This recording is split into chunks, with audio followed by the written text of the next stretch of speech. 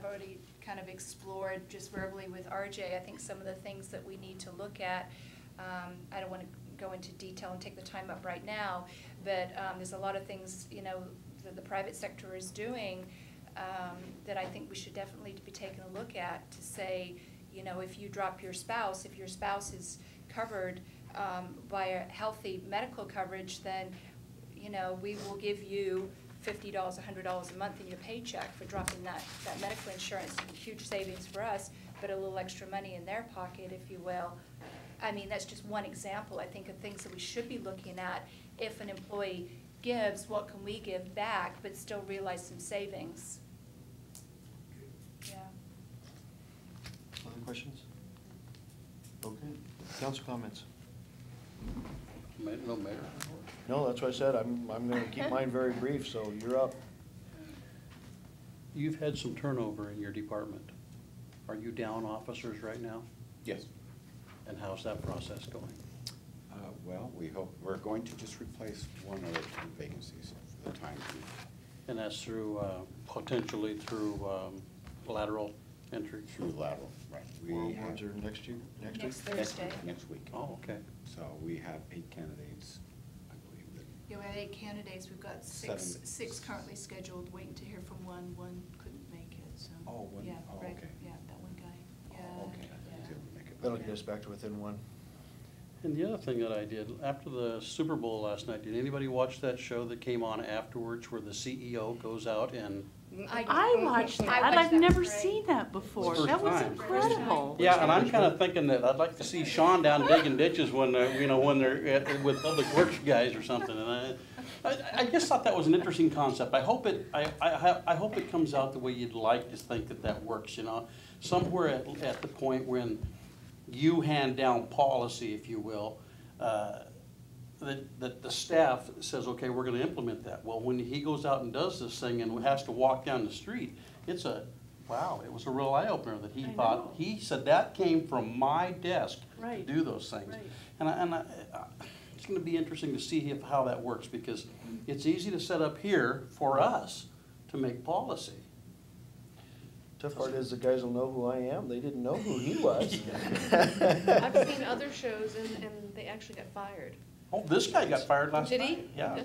But if you haven't seen that, Oh, the CEO I had did? never seen it before. It was It was a remarkable. The contractual CEO of Waste Management went down and took a job for 11 days in just like one of the facilities. So, I mean, he even mucked out porta potties. Yep. He did everything as a helper and was really had some remarkable insights into We sit here and make policies. I know. And I thought it was interesting that those who make policies, and a lot of times, never have to go out and live that policy. Right. I think it's always interesting, and I've been involved with, obviously, a lot of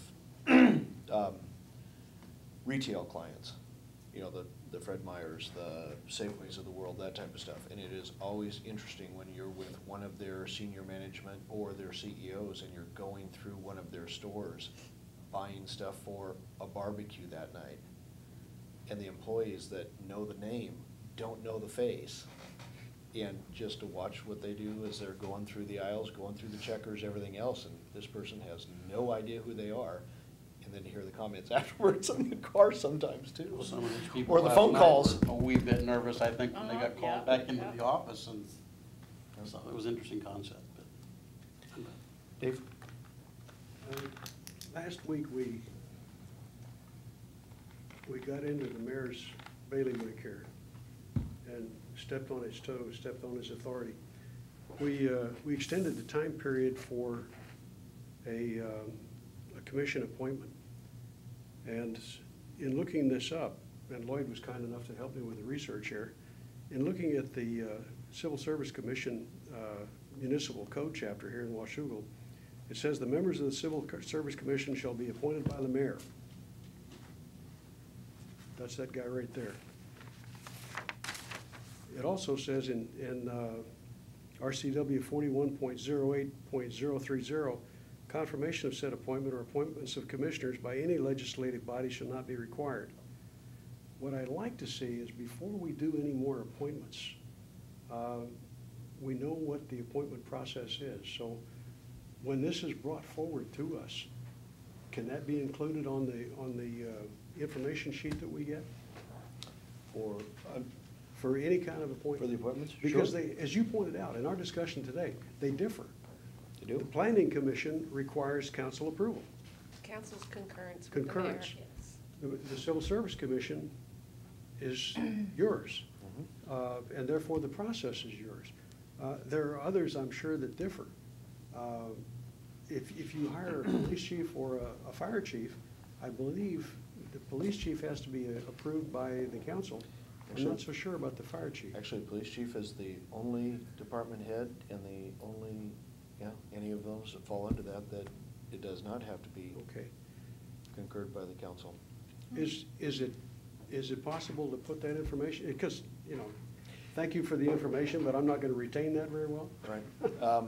I think one of the things that I was going to ask the policy wonks, the code group, whatever we're calling that group, code group sounds even worse, is to go through sooner than later on those, whether it have to do with commissions, boards, volunteers, staff, department heads, any of that type of stuff, that where the question is it appointed and confirmed? Is it just appointed? Where does it go?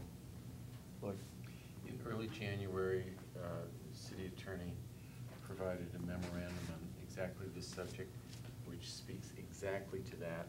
And frankly, it did not all register for me.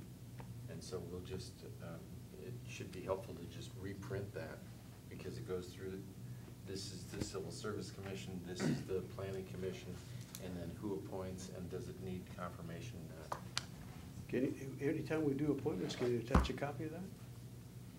yeah, first, yes. For me, the next 7 days, sure. He's already got short timers. Oh, my word. he's on vacation. He's on vacation. Let me pull that knife out of my back He's there. going to wine City country council. tomorrow. I'd like to streamline them. I'd like it all to be the same policy, Right, if that's it would make it possible. much Some So of would them I. are regulated by state statute. Yeah. Yeah, I don't know the answer. I was just going through individually in them and spot checking, and sure enough, that's the only department head that doesn't require it. But yeah, you're right, though, Joanne, that's what I thought too, is that there may be state statutes, but if not, let's streamline that process. David? Another issue, and thank you for that. Why do we have to approve payroll? There's no statutory requirement? Molly, where did, I think we talked about this, we had a meeting with the auditors, Mayor Gold was there, Mr. Halverson was there, the finance committee, and we brought this topic up, and the auditors basically said, while it's not outside the jurisdiction of a finance committee, what you're really looking for is that you have a good vetted process that has a lot of checks and balances, and that you want to make sure that your process is stable and strong. And furthermore, you might want to look at, you might not even have names associated with it, but you just might want to look at something as simple as overtime, on a very general basis. So I don't really know that we would need to approve it. I'm not sure that we have to by law,